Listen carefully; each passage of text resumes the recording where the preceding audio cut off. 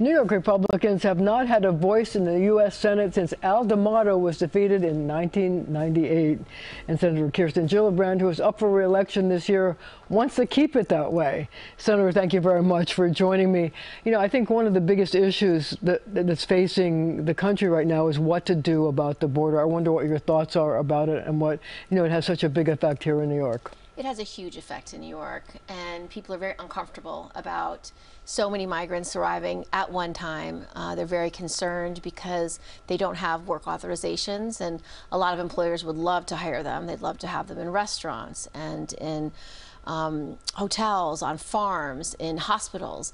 And so there's been a lot of challenges. One of the things that we worked on in Washington was to fix the system, because the system's badly broken. A lot of people are showing up on the border claiming asylum, but they don't qualify. But that hearing to assess whether they qualify is happening not in a few months, but in a few years. And so they're waiting without a status to allow them to be working, and without any clarity about whether they should rent an apartment, pay their bills, pay Social Security, all the things that we expect people who come here to do. So this bipartisan bill would have fixed a number of those things. It would have had emergency surge of lawyers and judges so they could assess whether they qualify. About 2/3 in New York would not qualify. They'd be sent home.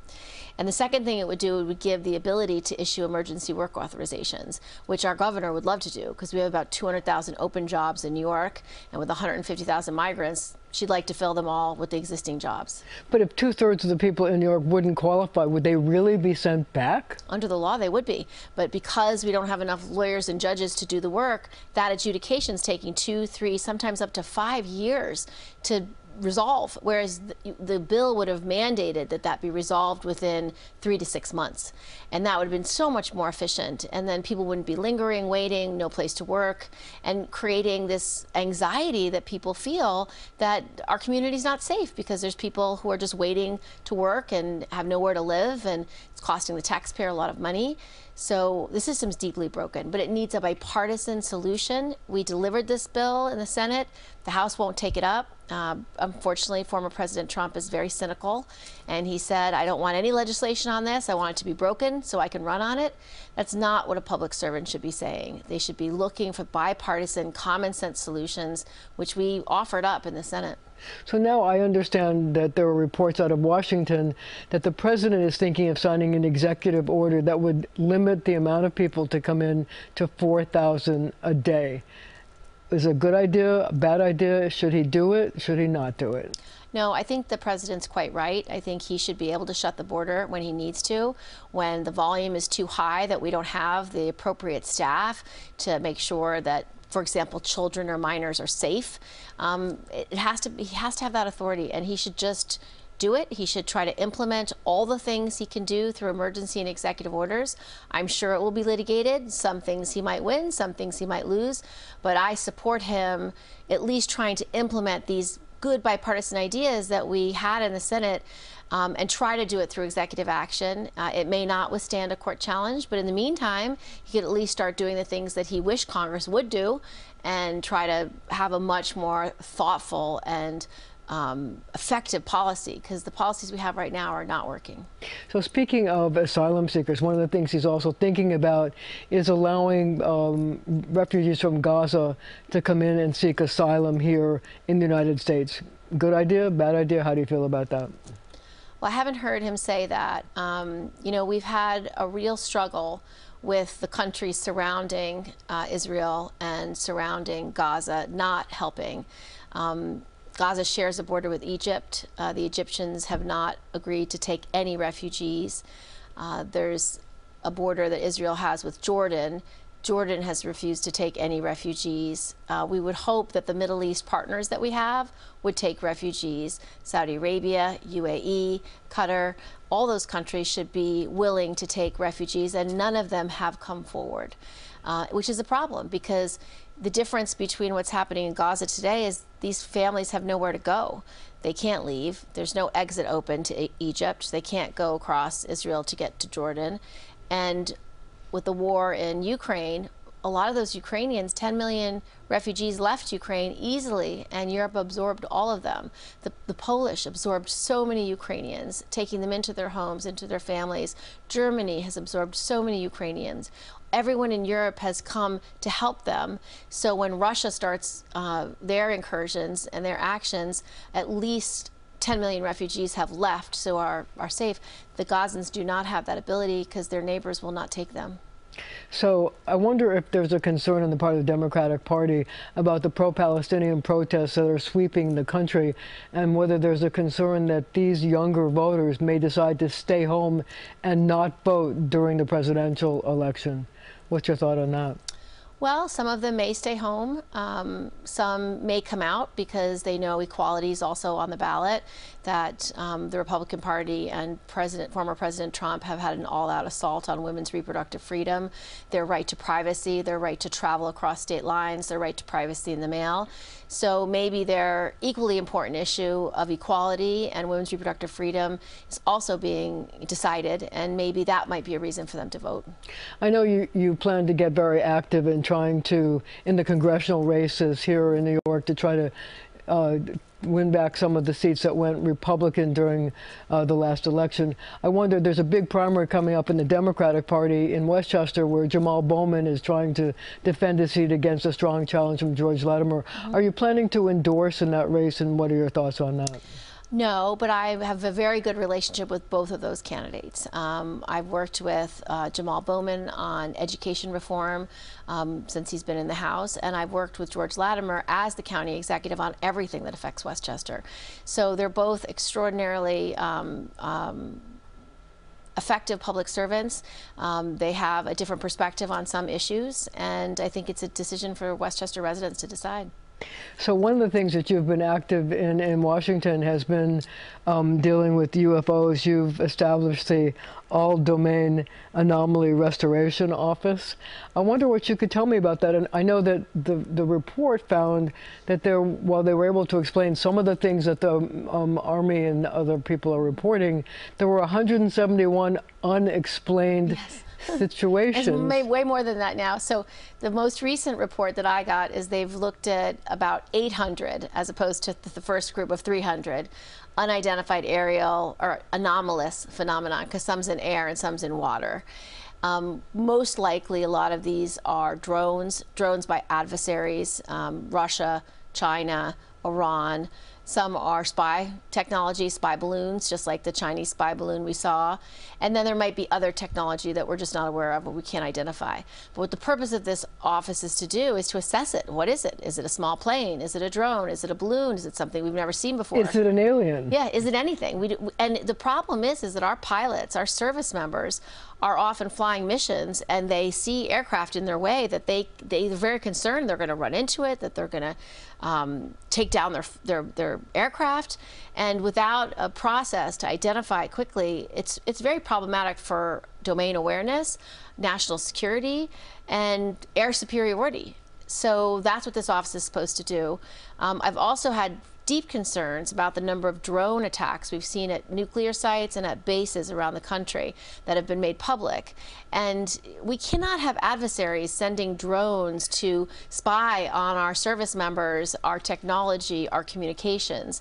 So we need a policy, and I'm working through the Department of Defense to create a much more robust policy to be able to take down these drones so that these bases have the authority to do so. More security around military bases? Yes, and to have the authority to take down the spycraft, because, you know, yes, maybe something is a science project, maybe something's just an enthusiast who wants to look on the base, but that is not acceptable from a national security perspective or from a domain awareness perspective. We have a few seconds left. Do you think that there really are aliens and UFOs? I definitely don't know. And I think it's important that we have full awareness of what's in our skies. We haven't been looking, and we need to look, and we need to be aware. Okay, on that note, we're going to have to leave it right there for now. But our conversation does continue right after the show on our streaming channel, CBS News New York.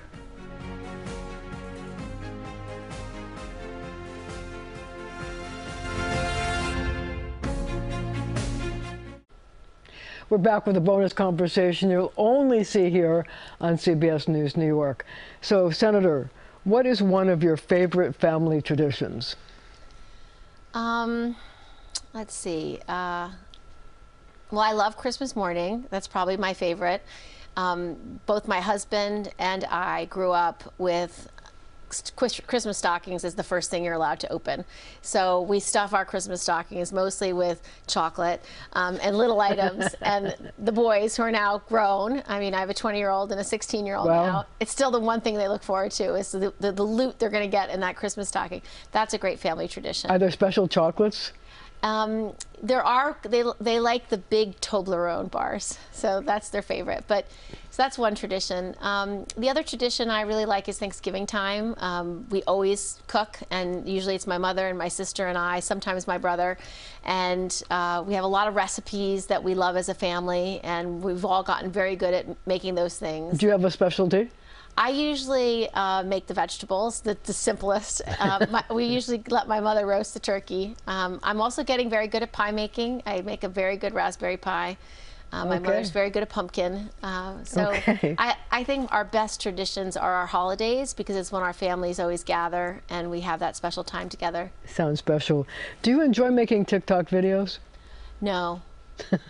Why not? But my Henry does. my 16-year-old does. He does those dances with his friends. So name one celebrity, dead or alive, that you'd like to meet.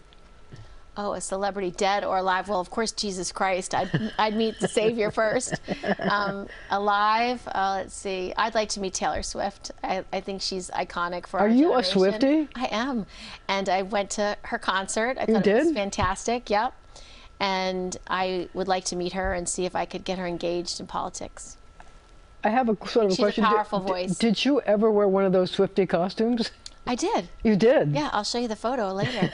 I put on a very short, sparkly dress with a cute, sparkly jacket. Wonderful. And sparkly sneakers. And I went to the concert with my son in Pittsburgh, and we had a blast. That sounds great. So what was the last time you tried something new, and what was it? Last thing I tried something new. Okay, we'll take a pass. What's the last song? What was the last thing I did that was new? Maybe worked on a golf swing that I wasn't very good at. I don't think that's a challenge for me, Marcia. I need to do something new that I've not done before. Well, you did wear a sparkly outfit to the You know what? I wore a very short skirt. That was very new, and I did it for Henry because he wanted me to look like a Swiftie. So I guess that was new. There you go. And it's the first time I wore sneakers with a dress. You wore sneakers? Yeah, because that's what the cool kids do. They wear very short skirt dresses and they wear it with sneakers. Okay. So I did that. That was new. That was good. There you go. So what was the last song you sang in the shower?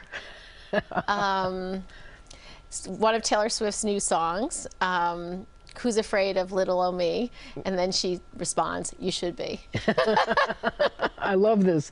So what would you say is the toughest part of your job?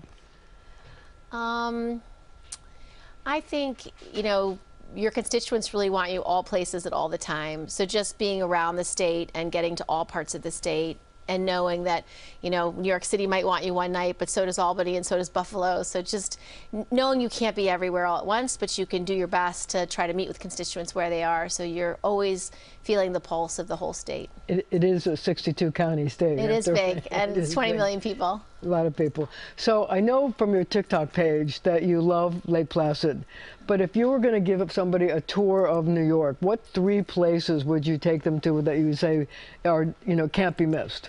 In all of New York State? Yeah, you got the whole state. I mean, you do represent the whole state, so you can pick any place. I have to think of some really good places. Let's see. Well, in New York City, I take them to Chinatown because I still think it's one of the most fascinating, rich in culture and delicious food in the city. I think it's still there, and Little Italy's right next door, so you could hit both. Lake Placid, I would definitely, for upstate, I would take them just to be on a canoe in one of our pristine Adirondack lakes, anywhere in the Adirondack Park. And then in Western New York, I would take them to Niagara Falls. It's pretty extraordinary. And the New York side is still a park. It's not been built up with casinos like the Canadian side. It's still incredibly naturalistic, and it's beautiful. So I think, and then I would just add one more beauty is the Finger Lakes. The Finger Lakes are stunning, and So is the Thousand Island Lakes. We have so many. So there's lots of beautiful places in New York. And there's also the State Fair at Syracuse. The ice cream's delicious. Like, one of our culinary exports is our fantastic whole milk ice cream made from our fabulous dairy cows. And on that note, thank you so much for joining me, Senator, and thank you at home for joining us as well.